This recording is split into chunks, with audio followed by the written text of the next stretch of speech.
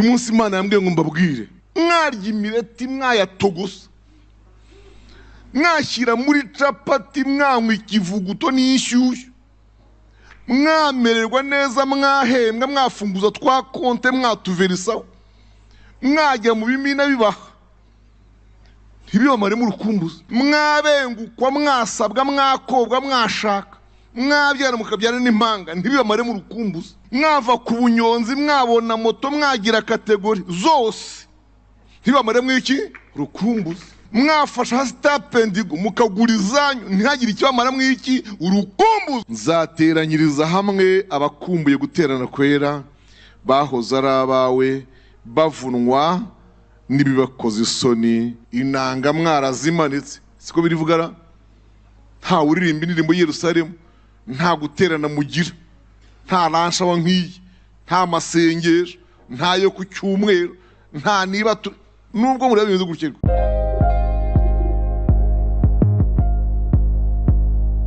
Soma ijambo ry'Imana mu gitabo cya Yobu igice cya 19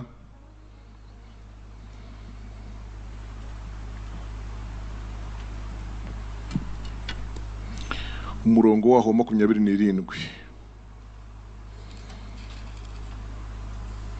Yobu ibice 19 umurongo wa 27.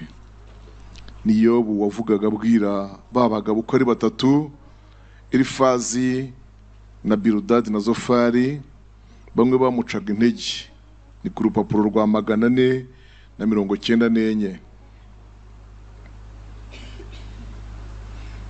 Haravuga ngo nzayireba ubwanjye, amaso yanjye azayitegereza saa yundi, nuko umutima wanjye umarwa n'iki? N'urukumbuzi. Haleluya. Uyu ni umugaragu w'Imana Yobu, mu bintu yahuye nabyo bikomeye arimo arahamya ko ikintu cyamukomeje kudacika intege, kutananirwa, ngo ni urukumbuzi afite. Haleluya. Rwo kuzareba Imana. Bene data reka mbabwire nuko tuba tuvuga ibintu byahise by'amateka, ariko ubuzima bwa Yobu ni ikintu gikomeye cyane mu buzima bw'umukristo. Ni inyigisho ikomeye cyane. Mu gihugu cya Usi hari umugabo w'umukiranutsi wubahaga Imana kandi akirinda ibibi, ariko umunsi umwe Satani aramusaba, ajya kumusaba ngo yinjirana n'abera bashengereye Imana, binjiye mu ihema nk'uko twinjira hariya mu muryango w'urusengero. Uwiteka aramubona muri icyo kivunge cy'abinjira. Uwiteka aramubona kuko ntahishwa, arabona. Ahita abaza ngo Satani, uvuye he? Turutse he? Ujute hano? Iri teraniro ko atari iryawe uhaje ute? Mu bantu duterana ko utarimo ujute? Uvuye he? Wabitekereje ute kuza? Satani asubiza aho avuye. Yaravuze ngo mvuye gutambagira isi no kuyizereramo. Uwo mwanya Uwiteka ahita amubaza ngo none se witegereje umugaragu wanjye Yobu? Kumwitegereza no kumubona biratandukanye. Namwe niko mubyumva? Niko mubyumva? Kwitegereza no kubona ni ibintu bitandukanye. Kandi ntabwo Uwiteka yabazaga kuriya nk'ugira ngo abe ari bwo amenya amakuru. Yarayafite. Arahishwa? Arahishwa? Oya. Wamubonye, wamwitegereje uburyo ankiranukira, uburyo yubaha, uburyo yirinda ibibi, wabibonye nawe? Ndashima Imana ko na Satani ubwe yavuze ngo nabibonye. Haleluya. Na Satani ubwe yarasubije ngo nabibonye. Ibyo uvuze nanjye nabibonye. Arakubaha, arakiranuka, aririnda, nabibonye. Ariko mushiki wanjye mwene data, umuhati wawe, umwete wawe arabibona Satani nawe. Na Satani arabibona. Ariko nje ugusaba ngo ubime, kuko nabibonye nta kindi kibimutera, nuko wamugiriye neza, wamuhaye umugisha. Abantu bari kusha amatelefone, niba ari note barimo kwandika simbizi, ziba atari note bafata cyaba ari ikibazo. Nabibonye ariko ikibitera ndakizi, wamugiriye neza, wahiriye imirimo y'amaboko ye, wamuhaye umugisha, nta kuntu atakubaha. Ngo iki niki? Wahiriye imirimo y'amaboko ye, wamuhaye umugisha, aratunze, wamuhaye kubyara, bana be barabyibushye, abubatse bubatse neza, amatungo yemeze neza, imyaka arejeje, mu bigega arahunitse.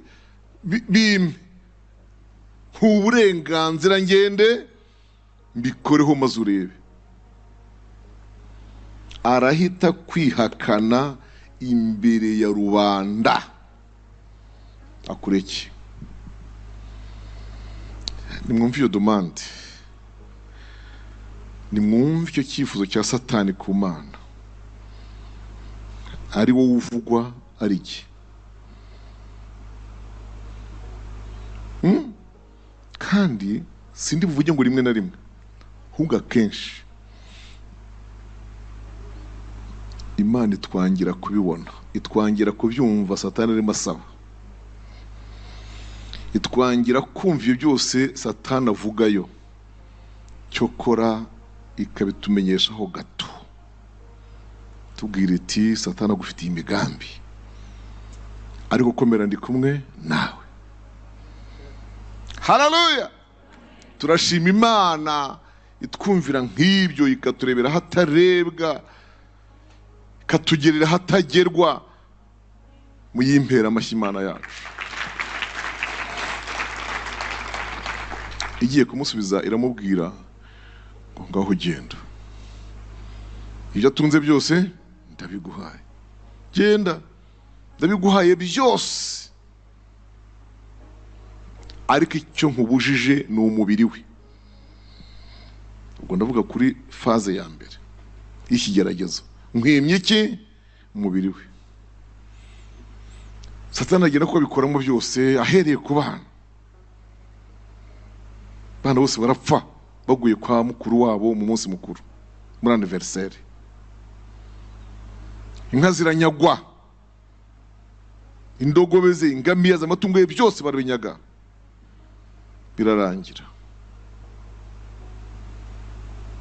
Harokoka umuntu umwe utari uwo mu bana be, uwo ni umushumba, waje aramubwira ati byanyazwe, inka bazijyanye, abana bapfuye bashize, inzu yabagwiriye, habayeho tremblement, umushyitsi usenyeraho inzu. Aramuha amakuru yose. Yobu atega amaboko yombi ayerekeje mu ijuru, aravuga ngo Uwiteka, ushimwe ko ari wari wabimpaye, ukaba ari wowe izina ryawe rihimbazwe. Imana ishimwe. Kuri iyo ngingo nakubwira ngo ntukabe uko umwanzi yashakaga. Nicyo nkwifurije, kuko Eliya yavuze ati nimbikuraho. Buri zose Satani yamaze kubirangiza, avuga ati ikintu ngoze kuri Satani nicyo kirahagije ngo bakuvuyeho kwihakana. None Yobu ahaye Imana icyubahiro, aranayishimiye. Izina ry'Imana rihimbazwe. Sindi buvuge amateka ya Yobu yose, nyuma Satani yaragarutse, none hasaba umubiri. Uwiteka ati nawo ndawuguhaye ngaho jyana, igisigaye utazansaba ntibizanakugarure, ni ubugingo bwe. Bivuga ko muri wowe mushiki wanjye mwene data uri muri iteraniro, ikintu Uwiteka yimanye azimana. Haleluya! Ikintu Uwiteka yimanye kandi azahora yimanye ni ubugingo bwawe. Niyo mpamvu ubona ibindi tubitakaza. Hariho umwaka nka 2021, yego na rimwe, mu kwezi kwaho kwa 11, nabayeho n'ibintu, nagizweho n'ibintu abantu bagiye bavuga bati se Imana ishatse kukugira Yobu wo muri kino kinyejana. Ko abantu bambwiye ubwo mugiye kubigira bimwe bisanzwe muzi byandikwa bivugwa mu mbuga nkoranyambaga. Ni ibindi byaje ntanditse n'abanditsi batamenye, ndashimwa no ko batabimenye. Nagiraga imodoka, hari abayizi, pick-up nziza cyane, double cabine y'umukara, ibirinduka ku musozi twa Suti wo muri Gasarenda, no Gasarenda Kaduha, bikaduha, yicura intebe nka 4, umushoferi aca mu kirahuri musanga hari iramuhenjura, irarangira. Za breakdown noherejo zikampakana zi oya nayo yajyayo, natwe twagwayo. Bose barampakanira kandi bahaye avance. Ese muri yansubiza ngo none se maso twanyoye, bakatwara neza. Turagenda dutwikira ihema, tugera ku gihe cyo kuvuga ngo isigaye kugenda, bakajyana ishoka n'ibyuma bakayasa. Cyokora yavangwe n'icyo bita tiriforo. Tiriforo ni ikintu kikurura gitya, cyo cyayivanyeyo, iraza ndakoresha shyira ku irange. N'ejo bundi yahiriye mu cyerekezo mu gasi cya 5 mu garage. Izo muzi zahiriye ejo bundi 6, niba ayo makuru mwari simbizi. Nta nkongi y'umuriro iri electric yabayeho, hubwo ni imodoka bakoraga ibyo bita amawaya mu masinga, irashyitwika ikurikiraho nayo itwika indi, bigera ku yanjye. Icyo gitambuke muri uwo mwaka, muri uwo kwezi, napfushije inka 9. Inka 9. Reka mbabwire, wari wabona ibiraro bisigayemo ubusa? Imbyeyi, inyana, umuntu wese ubyumvise. Kandi imwe yapfaga nka none, indi igapfa umusibe ejo, hakaba n'izikurikiranye. Nta kintu ndwaje, nta myumbati zariye, nta sashi zariye.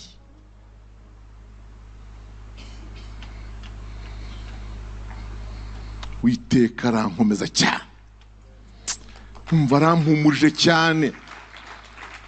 arampumurije cyane, arambwira ngo Satani yaje kubisaba kandi nabyemeye, ngo rero ukomere ubyakire. Habaye byinshi,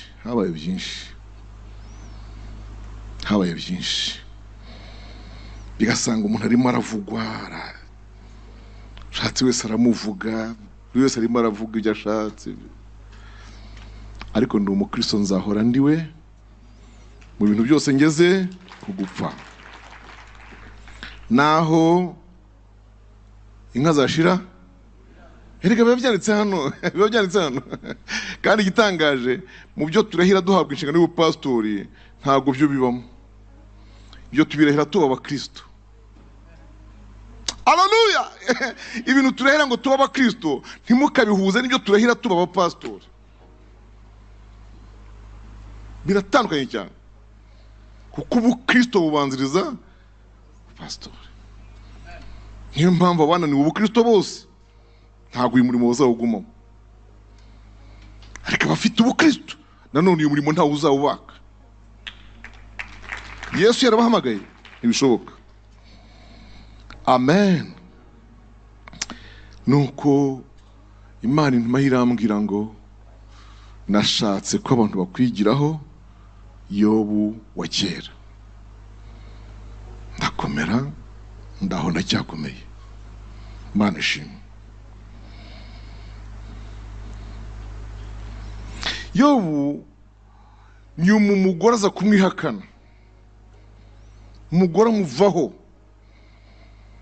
aramuhinduka, kandi uburwayi bugikomeje.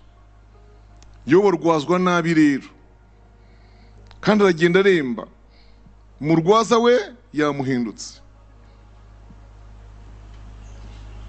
Inshuti zirahaguruka ari delegation, ziramuhinduka. Uyoboye delegation yitwa Elifazi, wo mu bwoko bwitwa Abatemani. Azanye n'uwitwa Biludadi, wo mu bwoko bwitwa Abashuhi. Bari kumwe n'uwitwa Zofari, wo mu bitwa Abanamati. Abo bo baza bafite noneho indi tagati yitwa kumucira urubanza. Ibyo uzira twamaze kubimenya, twamenye kuzira ibyaha. N'abana bawe burya Imana yabishe kubera gukiranirwa kwawe. Urazira ibyaha. Ni inkoni y'Imana, emera wature ukizwe tugusengera. Yo bagafata akanya ko gushaka ikintu yatura kakibura. Yavuga ati numva ntacyo ndabona. Elifazi ati noneho reka njye mberetse ngaho Zofa komeza umuhugure. Zofa arakavuga, yajya kurangiza yo ati ko numva ntakirashije urubanza ra. Ahubwo agatangira ati mbega guhumuriza kwanyu we, mbega washyitsi Imana yanyoherereje we. Ariko iyo bari nkamwe mwari mubaye jyewe, njye sinaza nk'uko mwaje. Nabashakira amagambo abahumuriza, ururimi rwanjye rwaborohereza. Biri muri Yobu 16, muzabisanga umurongo wa 4. Arwana iyo ntambara yo gushinjwa ibyaha kugeza muri iki gice mwumvise cya 19, niho yababwiye ngo nzi ko umucunguzi wanjye ariho, kandi amaherezo azahagarara mu isi, n'amaso yanjye niyo azamureba, ntabwo ari ay'undi. Kubw'ibyo rero ndumva umutima wanjye umarwa n'urukumbuzi. Muri iri jambo urukumbuzi rwo rumbereye ubuzima, urukumbuzi rumbereye progrès, urukumbuzi rumbereye imbaraga zisunika, urukumbuzi rumbereye haleluya vitesse. Urukumbuzi rufite ntabwo urugendo ruhagarara. Imana ishimwe. Zefaniya 3:18, gitabo cy'umuhanuzi Zefaniya. Zefaniya ari mu bahanuzi bato inyuma ya Yoweri, ndakukurikirana rwose hafi ya Zekariya na Maraki. Ahereranye n'uwitwa Habakuki, niho musanga hafi ya Habakuki ndi ukurikiraho. Dusome kuri Zefaniya cya 3 umurongo wa 18. Uwo murongo uravuga ngo nzateranyiriza hamwe abakumbuye guterana kwera, bahoze ari abawe, bavunwa n'ibibakoze isoni. Amen. Haleluya. Nzateranyiriza hamwe abagize gute? Abakumbuye guterana kwera. Aya magambo Zefaniya yahanuye, Imana irimo ibwira abantu bari mu bunyage muri ya myaka 70 bamaze Babuloni. Ahangaha tuvuga ubunyage, mujye mumenya gutandukanya, ariko birashoboka mutari mubizi, sorry.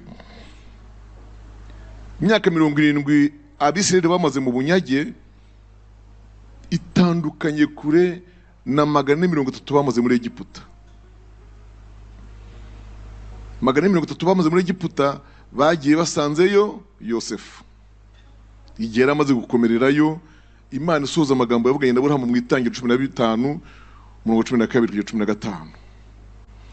Ariko ahangaha mu Babuloni ho cyari igihano. Yari inkoni Imana ibakubise kubera ko bari bakabije kudamarara, bari bakamije ubusinzi n'ubusambanyi, barageze i Kanani. Barajyanwa rero bajyanwa iminyago. Noneho ahangaha Imana irimo ibahumuriza, ibabwira iti nubwo mubona muri ahangaha i Babuloni mu bunyage, mubayeho nabi, inanga mwarazimanitse, siko birivugara, nta uririmba indirimbo i Yerusalemu, nta guterana mugira, nta ranshawa nk'iyi, nta masengesho, nta yo ku cyumweru, nta niba nubwo mureba ibintu gutyo, mureke muzarebe ikintu nzakora. Muri mwega bakumbuye guterana kwera, nzongera mbahe guterana. Sifa kwa Mungu. Ofete ubuzima bw'urukumbuzi i Babuloni, haleluya, bwashoboje abari mu bunyage kutibagirwa Yerusalemu. Niyo magambo musanga muri Zaburi 126, haleluya, yandi bivuga ngo ubwo Uwiteka yagaruraga abanyuzwe b'i Siyoni, ngo twari turi nk'abarota. Icyo gihe imwe yacu yari yuzuye iki? Ibitwenge, indimi zacu zuzuye indirimbo. Maze hakajyamo indahiro ivuga ngo Yerusalemu we, n'ukuri kose ni nkwibagirwa, urutugu rwanjye rufatane n'ijosi, ururimi rwanjye rufate mu rusengero rw'akanwa, aho twita mu nkanga. Ni nkwibagirwa, ukuboko kwanjye kw'iburyo kwibagirwe gukora. Ni nkwibagirwa nkakurutisha indi minezero isanzwe. Urukumbuzi, haleluya, rwatumye imyaka 70 bayihanganira, bayibamo. Nibwo Zefaniya hano ijambo aravuga ati ibyo mukora byose, mu mibabaro yose mubabara, mu nzara musonza, mu nkoni mukubitwa, mumenye ko abantu ntegurira kuzongera guteranira i Yerusalemu n'abantu gusa bakumbuye kuzongera kuhateranira. Mwama dufashe. Muzaganire n'abantu batagize amahirwe yo kuba muri kino gihugu cyacu cyatubyaye ku mpamvu zitandukanye. Muzasanga urukumbuzi aricyo cyabateraga kururota. Mvuze ngo ikira? Urukumbuzi ruzana inzozi, igihugu bakakirota, batakiza ari ukukibarirwa. Mwama dufashe cyane. Ariko urukumbuzi rwatumaga bakirota, bakagikumbura, bakumva baragishaka. Twumvikane, ntabwo aho bari ariko bose bari bashonje. Inka zari zihari, abantu baryaga amavuta y'ibirunge, baratogosaga, banywaga boyiro, bagaga ibimasa rwose. Ibimasa byarariwe. Ariko ibyo byose ntibibamare mw'iki? Mwavuze cyane urukumbuzi. Namwe rero mwarya imireti, mwayatogosa, mwashyira muri capati, mwanywa ikivuguto n'inshyushyu, mwamererwa neza, mwahembwa, mwafunguza twa konte, mwatuverisaho, mwajya mu bimina bibaha, ntibibamare mu rukumbuzi. Mwabengukwa, mwasabwa, mwakobwa, mwashaka, mwabyara mukabyara n'impanga, ntibibamare mu rukumbuzi. Mwava ku bunyonzi, mwabona moto, mwagira kategori zose, ntibibamare mu iki? Rukumbuzi. Mwafasha hasitapendigo, mukagura izanyu, ntihagire ikibamara mu iki? Urukumbuzi, mu izina rya Yesu. Kuko urukumbuzi, uyu munsi Imana yambwiye ngo mbabwire ngo ni kimwe mu bituma umugenzi adacika intege.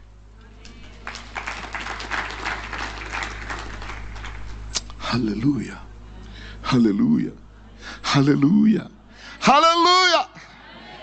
Nibutse umunsi bazamukaga baje, dore ko batashye ibika bitatu, nkuko no mu kujyanwa bajyanwe ibika bitatu. Baje, haleluya, ngo barateranye. Imana nishimwe. Bagize gute?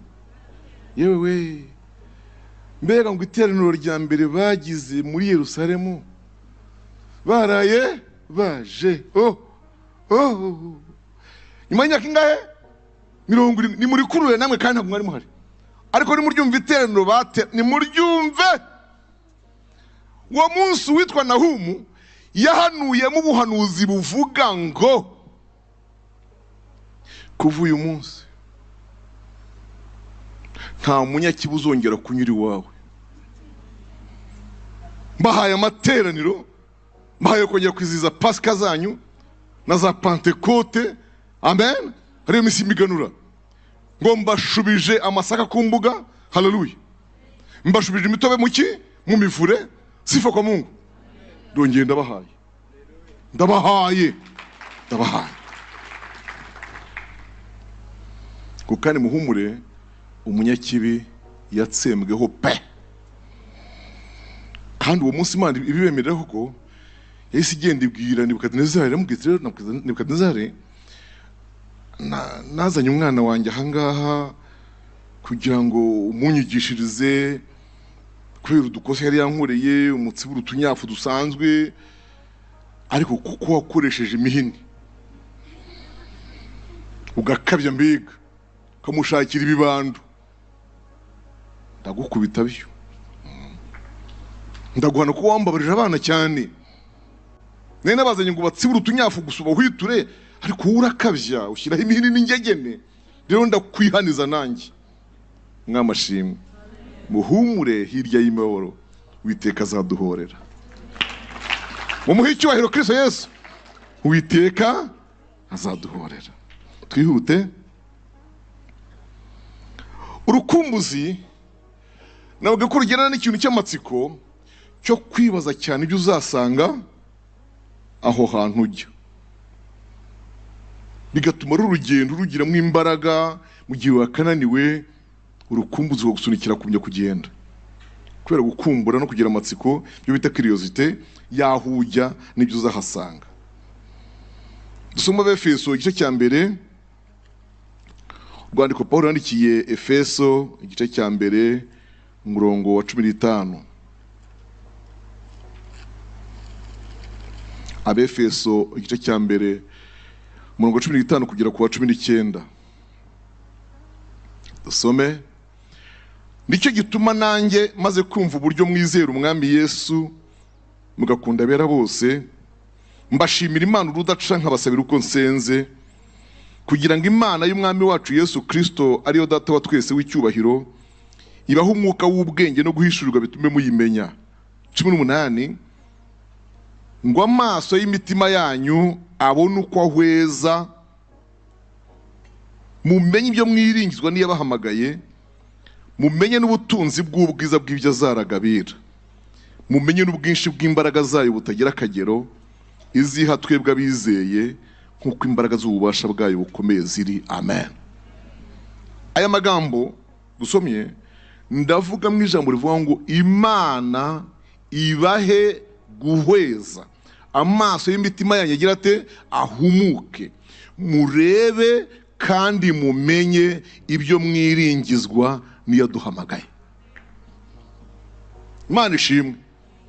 Amaso yanyu agira ate? Ahweza. Ubundi guhweza mu cyaricyo, ijambo guhweza hari abantu bumva icyaricyo ni iki guhweza? Mbonye umuma mushaka kwita yego.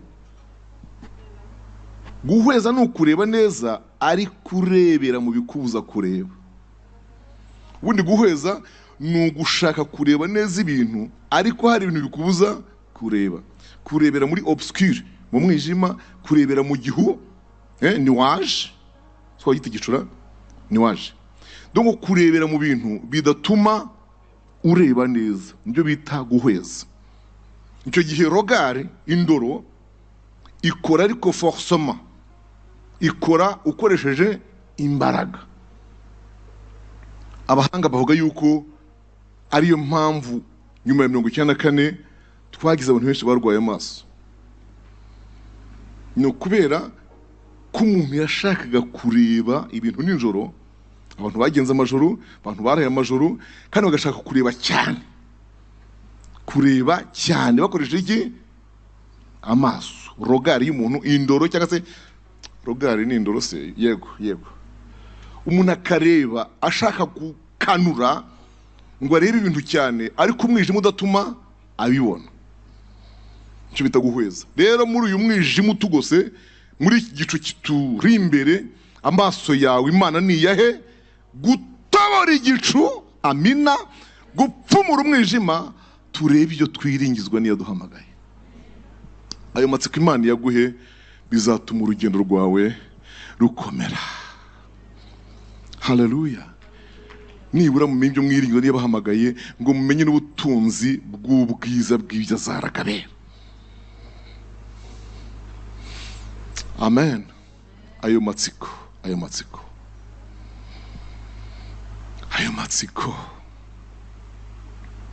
Umuntu abona akazi kuri chantier, tanto nakubufundi, soit nakubuyede, muri linye iby'amashanyarazi, guterura amapoto n'ibindi, gucukura miferege yo gushyiramo za câble. Mbese akazi kose umuntu abonye, ugakumva wenda nako twitaba tutravaux, ariko n'ababona kabiro. Nta muntu n'umwe ubona akazi adafitiye amatsiko salaire, umushahara. Siko bigendera? Anje siko? Ubona akazi ukikabona, umaze kumenya ko demande yawe yakiriwe, ekri yakozwe, interview yarangiye, mu ntebe dealing about agashahara mwakagira Imana. Ufite sindabaca akamiliyoni barakamara. Okay, oya, reka nanjye ne kurengera ntiyambura amata. Reka mpere kuri 700 basi. Donc umuntu afite iki? Amatsiko. Nuriya muntu ugiye guhereza amabuye hariya no guponda isima, abakeneye kumenya umushahara we. Iyo umuntu abonye akazi, kubona akazi kwe kumufungura ibitekerezo, ataranahembwa nayo umunsi umwe, n'umubyizi umwe utarajyamo, yamenye gusa ko yakabonye. Itavuga ati ninkabona, my God, nanjye uyu mwaka urasiga, hari umukobwa nkundanye nawe, ubundi bankunda nkavuga ngo ntimunyiryeho, ugize ngo arankunze, n'usetse wese nkamwe ushingike hirya. Donc sinashaka umukobwa umvugisha, ariko nimbona akazi uzansekera nkabona ko asetse neza, nzamubwira ijambo hoshe. Urumva akazi gatangiye gutuma hari ibintu watinye mu by'iterambere ry'ubuzima utangiye kwizera ko byashoboka. Nimbona akazi buryo bwose umukobwa narambagiza, nabona uko musaba, nzakora ingengo y'imari, nzihangana. Iki nabonyemo nuko kubera ibintu ukumbuye ukeneye kugeraho, ibintu ukumbuye kujya gute kugeraho, hari ibyo wigomwa. Ndahagarika amandazi ya buri gitondo n'igikoma n'udushyimbo byo kwa shangazi, ndahagarika ubugi bwose najyaga ngo tumira mu muhanda, utu tuntu dukonsoma ndaduhagarika, kuko mfite icyo nshaka kugeraho, hari icyo umutima wanjye wakumbuye. Umwami abafashe cyane. Abakolosayi 3, tugana ku musozo. Abakolosayi igice cya 3 umurongo wa mbere ndagera ku murongo wa 4. Nuko rero niba mwarazuranywe na Kristo, mujye mushaka ibiri hejuru, aho Kristo ari yicaye iburyo bw'Imana. Mujye muhoza umutima ku biri hejuru, atari ku biri mu isi, kuko mwapfuye kandi ubugingo bwanyu bukaba bwarahishanywe na Kristo mu Mana. 4. Kandi ubwo Kristo ari we bugingo bwacu azerekanwa, namwe muzahera ko mwerekananwe nawe muri mu bwiza. Amen. haleluya. Ubwo mwapfanye na Kristo mukaba mwarazuranywe na Kristo, urukumbuzi rwanyu n'amatsiko yanyu nibyerekere kubiri hehe? Hejuru mu ijuru, atari kubiri mu isi. Imana ishimwe. Mujye muhoza umutima kubiri hejuru atari kubiri mu isi, kuko mwapfuye, ubugingo bwanyu bwarapfuye, ubuzima bwarapfuye bwa mbere mumaze gupfa, ubugingo bwanyu bukaba bwarahishanywe na Kristo. Donc mbere ko tubona ubugingo buzima, yego, habanje gupfa bwa bugingo bwakoraga ibyaha, ubugingo bukora icyaha. Tubaho turi mu bugingo bushya, maze ubugingo bwacu buhishanwa n'ubwa Kristo mu Mana. Ibyo ngo nibyo bizatuma ubwo azerekanwa tuzerekanwa nawe turi mu bwiza. Imana ishimwe. Urwo rukumbuzi mu rukumbure bashiki banjye bene data, urwo rukumbuzi Imana irubuzuze, irubahe. Dusoreze mu Bakorinto ba kabiri, rwandiko rwa kabiri rw'Abakorinto igice cya 4. Rwandiko rwa kabiri Paulo yandikiye itorero ry'i Korinto igice cya 4 umurongo wa 18 cyangwa duhe ku 16, abariho dukura umwanzuro w'inyigisho z'uyu munsi. 4:16 nicyo gituma tudacogora. Haleluya. Nicyo gituma tudacogora.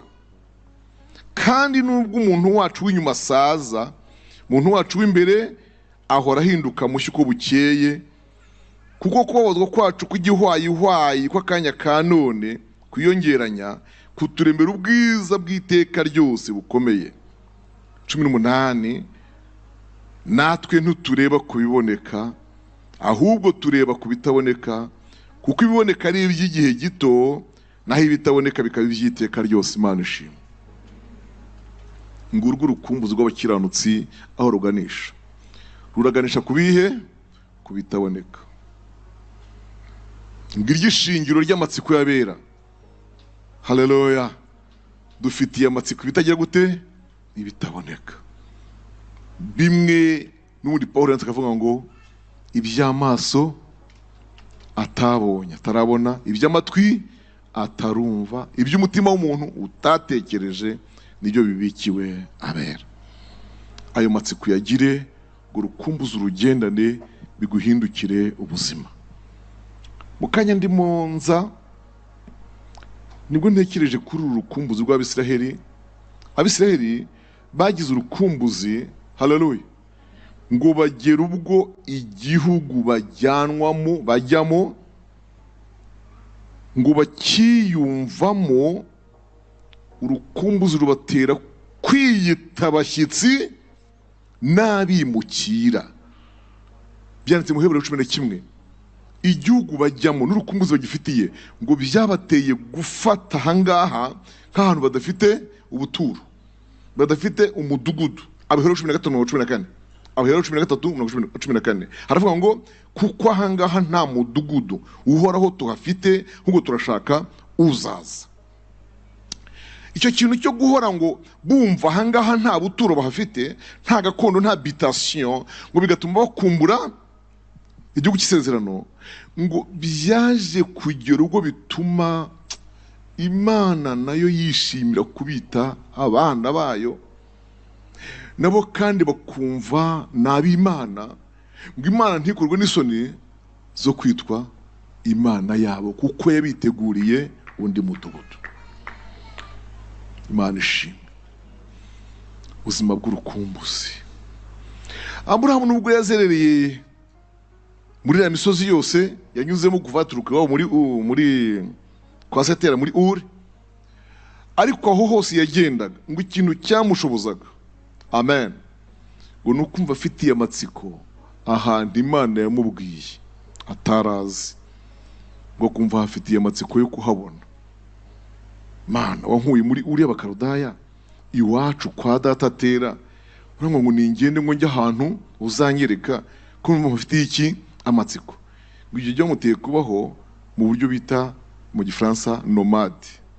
Yabayeho gusa abanomade ntabwo bagira amafamu bibyacu ngo dufite urwura hanaha nta nzuri bagira, kandi abanomade ntibagiye bubaka ibiraro cyangwa amazu yo kubamo. Abanomade baragira nk'abaragira ibyo twita manziranzira. Niba hari abantu baragiye inzira, baragira umugenda, bivuga inka barongoye zijya zisubira inyuma, baragira umugenda aho bwije zikararaho, bagaca icyo bita igikumba, bagacanira, ariko ejo bagakomeza, cyangwa zikaruhuka icyumweru. Nuko nguko Aburahamu yabayeho. Simbamenyeshe ko yarinze apfa atarahabona umuhungu w'Isaka usigaye muri iryo sezerano, ugomba kurikurikirana. Amen. Nawe ntagira ate, ntahabone, nawe akaba umunomade. Ni mumwibuke ahitwa Gerari, ahanganye n'abaki n'abafite b'Gerari, n'uwitwa Elimeleki, n'uwitwa Fikori, n'uwitwa Ahuzati. Ni mumwibuke, ni mumwibuke bamwirukana ku mariba yande yase. Ni mumwibuke agera ahitwa Rehoboti, aratekana ati ubwo ndaba ndagiye ahangaha mu gihe ngitegereje ibyo data yasezeranijwe. Yakobo aravuka. Amen. Yego, Yakobo aravuka, nguwo ipadanaramu, nguwo iharani, habaye yararagiye, baramuriganyije nk'uko nawe yariganyijwe. Data wa twese ni mumwibuke ubuzima bwe. Igice cya 35 cy'itangiriro nicyo kivuga agarutse noneho asubiye kuri wa musozi witwa Ruzi, ariyo Beteli, aho yagiye guhigurira iki umuhigo yahigiye Imana. Nimusoma amagambo Imana yamubwiye muri icyo gice cya 35, muzasanga yaramubwiye ngo urubyaro rwawe, amen, nirwo ruzagera muri cya gihugu narahiye bande basekuruza banyu. Ngiyi impamvu buriya mu Bisiraheli basenga kugarukira ku bantu batatu, Imana ya Aburahamu, Isaka na Yakobo, naho bagarukira. Kuko rero bahawe isezerano kandi bakaryihanganiramo, bose bakagenda ntaryo babonye, ariko ngo imitima yabo ikigite igikumbuye. Imana yo mu ijuru dukorera ibampera umugisha. Nongeye kubasabira urukumbuzi, munyemerere muhaguruke turusabe Imana, turusengere muri urwo rukumbuzi, iduhe kuzinuka ibindi byose birutwambura. Urukumbuzi rw'abakiranutsi, urukumbuzi rukumbura ijuru. Muhaguruke dusenge Imana mu izina rya Yesu. Urukumbuzi mu bintu bikumburwa, mu iterambere ribaho, mu bikenerwa muri ubu buzima, mu bintu bikumburwa, ndabizi biriho kandi Imana zibidukwiriye, byo tuzabonera mu isi birabizi, ariko usaba Imana iguhe urukumbuzi ruguhindukira ubuzima rwo kuzabona Imana, kuzabona Yesu, kuzabona abatubanjije, kuzabona intwari zatsinze. Haleluya. Muri ibi byaririmbye ngo none izo ntwari zageze mu ijuru zatubanjirijeyo, ubu ziriyo zigose intebe ye. Aravuga ngo none mwamudufashe natwe duce aho baciye. Yesu adufashe cyane. Mana yacu ishobora byose, turagushimiye ko uduhamagariye muri Kristo Yesu. Ni nawe waduhaye nk'incungu n'impongano y'ibyaha byacu, kugira ngo duhinduke ubwoko bwawe bwite kandi ubwoko bwera. Turagushimiye ko watuvanye mu mwijima ukatugeza mu mucyo. Aba bantu bose bicaye imbere yawe bumvise ijambo ryawe, turabasabiye kugira ngo imitima yabo uyuzuze urukumbuzi. Barwumvise, bamenye urwo ari rwo, ko ari ubuzima. Ndakwinginze ngo aba bana b'abakobwa n'abahungu urubuzuze, rubarutira ibindi byifuzo byose abantu bifuza bakiri mu isi. Aba bagabo n'abagore ubuzuze urukumbuzi, rubarutire ibindi byose byifuzo tukiri muri ubu buzima. Ruruta ibindi byose iterambere, aho umuntu yagera hose, promotion, ibyo byose urukumbuzi dufitiye ijuru rube rwinshi kubirenga, ko twamenye yuko haleluya rufasha umugenzi cyane, rwafashije Yobu kwihanganira intambara aruhagararamo neza, rumufasha gutambuka mu gihe kigoye, no mu mpaka yagishwaga n'abari inshuti ze, no kumuvuga no kumuca intege rwaramufashije arahatambuka, no mu kibazo cyo kutabana n'umugore we neza wari umaze kumwihakana amubwira kwihakana Imana, aho ngaho urukumbuzi rwaramukomeje. Haleluya, turagushimira. Intwari zatubanjirije zabaye intwari kubw'urwo rukumbuzi rwatumye batumbira iyo bajya. Oh haleluya, bikabatera imbaraga rero zo gukomeza kujyayo. Twumvise amatsiko yo mu mutima, ni kumuririmbyi yaririmbye ngo numva amatsiko mu mutima wanjye yo gucya ku munsi mwiza Yesu agazagara kunjyana mu rugo rwo mu ijuru. Uturwo rukumbuzi n'amatsiko yo kuzareba no kwakira iby'amaso atarebye, iby'amatwi atumvise, iby'umutima utatekereje. Ndagushimiye kubyumvise mu izina rya Kristo Yesu umwami wacu, amen.